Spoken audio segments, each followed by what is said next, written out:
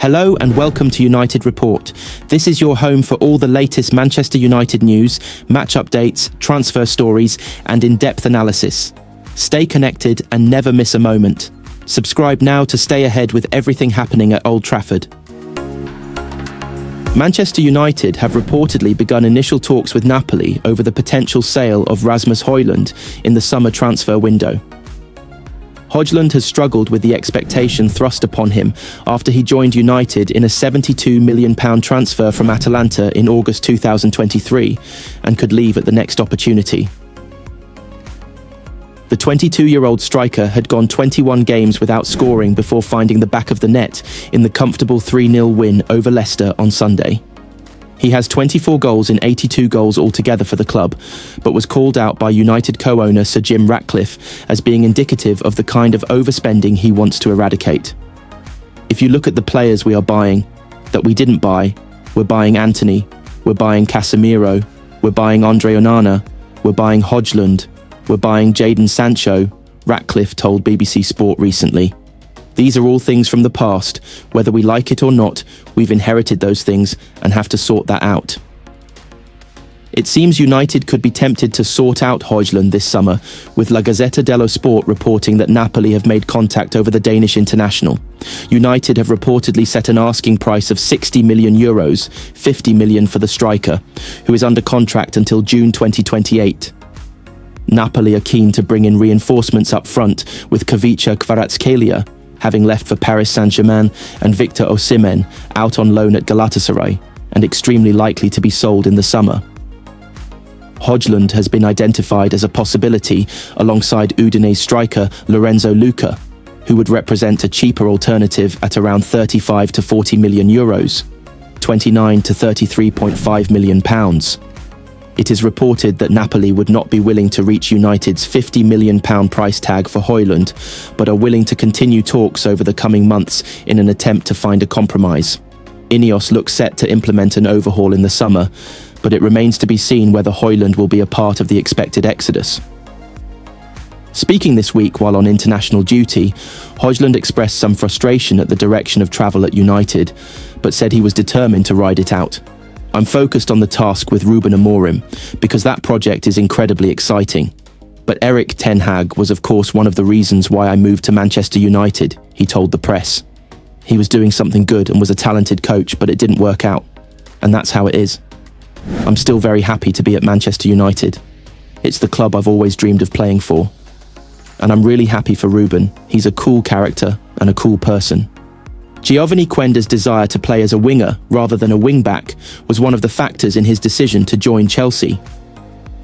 Sporting Lisbon have now confirmed that Quenda, 17, has agreed a shock switch to Stamford Bridge, though he will remain in Portugal with Sporting for the 2025-26 campaign before making the jump to the Premier League.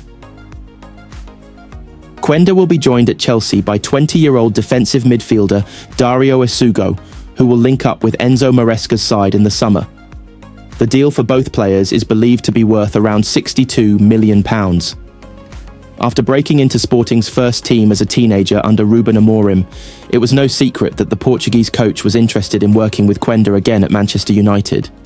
However, Quenda favoured a move to Chelsea over United as he wants to play on the wing, rather than as a wing-back.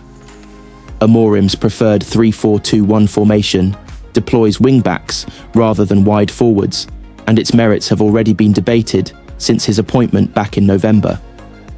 Quenda will instead compete with a host of established wide men for a spot in Chelsea's team after completing one final season as a Sporting player.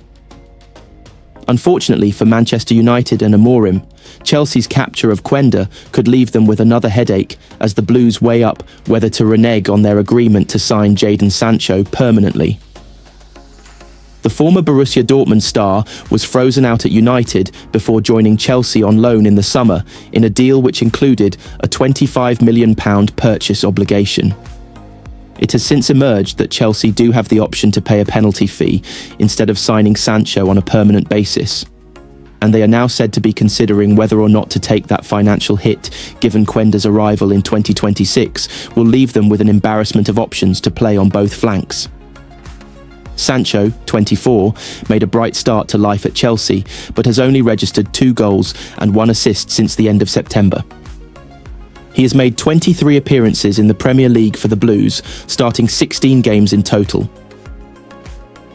Manchester United will leave it up to Ruben Amorim to decide Jadon Sancho's future should he return to Old Trafford, according to reports. Sancho is facing an uncertain future after failing to impress on loan at Chelsea after some poor displays for the Blues. The England international is struggling to find his feet at Stamford Bridge and came under fire for his anonymous display in their 1-0 loss to Arsenal on Sunday, and plans for him to join the club permanently now look unlikely. Chelsea have an obligation to sign Sancho for £25 million if the Blues finish higher than 14th in the Premier League, which looks nearly impossible with the team currently 4th in the table. But reports have claimed Chelsea will be able to pay a large fee to release themselves from that obligation and send Sancho back to United. Should that happen, Amorim will have the power to decide on whether he remains in the squad or is sold, as reported by ESPN. Amorim is said to be weighing up a huge overhaul of his struggling squad this summer, with as many as 8 players set to depart, and Sancho is thought to be on that list. The former Borussia Dortmund star initially impressed in his first few weeks at Chelsea after he assisted 3 goals in each of his first 3 Premier League games for the club.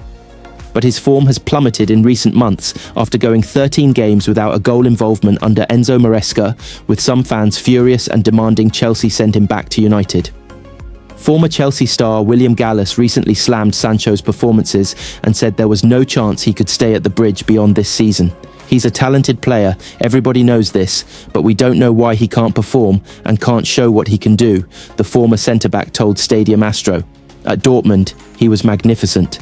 At Manchester United, it didn't work well for him. He came to Chelsea, and at the beginning we saw that Sancho from Dortmund, but then he disappeared. I don't know what the problem is, but at the moment he can't stay at Chelsea because he has to do more. When you play in the Premier League, you have to play every game at the highest level. It's not easy, but you can't just play well for a few games and then chill out. Manchester United head into the international break in a positive run of form. They have reached the Europa League quarter-finals by beating Spanish side Real Sociedad, and they continued that form with a dominant win against Leicester and former star Ruud van Nistelrooy. While they are still some way off the European places, Ruben Amorim's side still have realistic hopes of Champions League football. But their domestic commitments are set to be paused with the March international break. A host of stars will be jetting to all corners of the globe, but Amorim now has a chance to work closely with the players staying behind. Take a look at all of the latest news from Old Trafford. Rasmus Højlund has admitted he is finally getting to grips with Ruben Amorim's demands after ending his 21-game goal drought. Speaking after his goal at Leicester, he said, "I think it comes down to my performances as well. I think obviously I've not been on top of my game as I wanted to, and we're still adapting to a new system and some new positions. But I think I've been growing into it lately and starting to look a bit better. But I'm just happy to get on the score sheet, and I'm sure they will come more now. I'm happy, but it's not all about goals. I'm obviously very happy to get my goal, and it gives me a lot of confidence. I think we're starting to get a bit more of a connection between myself and the players, then starting to understand what my qualities are even more, and playing to them as well." Former United teammates Luis Saha and Mikel Silvestre have disagreed over whether the club should re-sign Paul Pogba. "I would take Paul Pogba back at Manchester United in a heartbeat," the former said. "It's not only because of the squad that we have now with injuries and all that, but for all the elements that he brings as a player." But Silvestre isn't completely convinced. He said, "No, I wouldn't be tempted to sign Paul Pogba on a free transfer if I was Manchester United. I like Paul a lot, but I wouldn't because it's going to be expensive and you don't know physically how long it's going to take him to get up to match fitness. Even though he's been out of the game for 18 months, before his ban, he wasn't really playing that much at Juventus. He's had a couple of injuries. It's too big of a risk to sign Pogba EFL." Chief Rick Parry has hinted that United's new stadium could potentially host a future Carabao Cup final as an alternative to Wembley. Speaking to TalkSport, he said, "Well, it's always nice to have an alternative, and it's very exciting for the North, so exciting news, positive news. Again, from the EFL's point of view, the more that our biggest clubs grow and thrive, the stronger the game will be." So we always look on with interest, but that's a few years away yet, but having alternatives is never a bad thing.